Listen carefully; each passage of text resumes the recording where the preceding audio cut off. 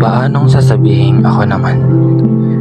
Bakit pakiramdam ko'y laging napaglalalangan?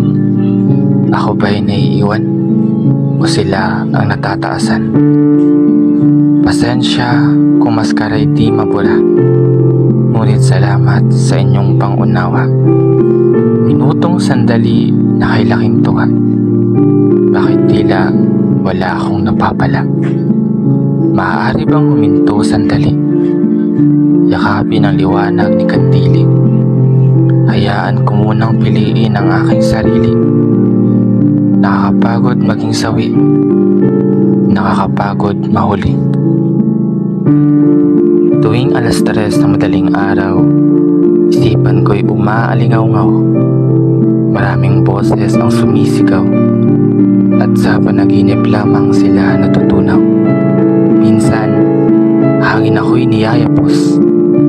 Madalas, oksihina sa akin kumakapos. Pinipigil ang hiningang ikinapos, hinihiling na ako ay matapos.